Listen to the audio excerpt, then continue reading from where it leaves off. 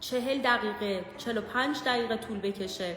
من واقعا تا حد امکان سعی کردم اضافه گویی توی مطالب نباشه، لپ مطلب رو خدمتتون عرض کنم و برید شروع کنید. انشاءالله از فردا تکنیک و استارتش رو بزنید و نتایج شگفت انگیزش رو ببینید. و بله،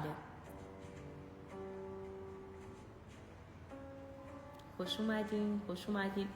خب من با اجازهتون کامنت ها رو میبندم و کم کم شروع میکنیم.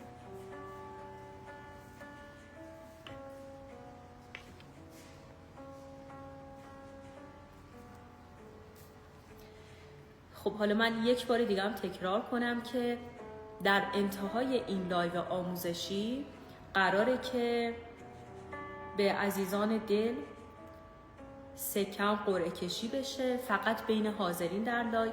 هیچ جای اعلام نکردم چون ترجیحم این بود فقط دوستانی که تشنه آگاهی و علم هستند این جایزه تقدیمشون بشه از طرف مجموعه ما، یادگاری باشه براشون.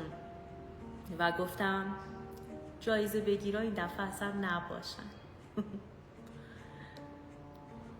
خب بسم الله الرحمن الرحیم. سلام بر شمایی که در عشق پرواز می کنید و در عشق اوج می گیرید. انشاءالله که حال دلتون عالی باشه. انشاءالله که همیشه در عشق پرواز کنید و در عشق خداگونه در حال اوج گرفتن باشید. عزیزانم، بزرگترین پیشگوی جهان نوستراداموسه. بوده و هست هنوزم در واقع. بعد از 450 سال که از مرگش میگذره هنوز پیشگوییاش درست از آب در میاد.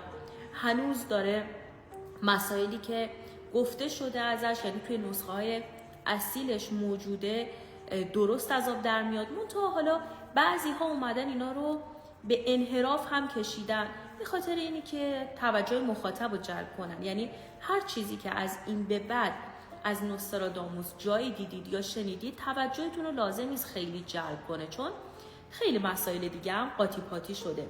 خب بعد از گذشت 450 سال خیلی از نسخه های اصیل ایشون اصلا نابود شده، از بین رفته، چون به صلاح دیده حالا دولت های مختلف بوده که این اتفاق بیفته.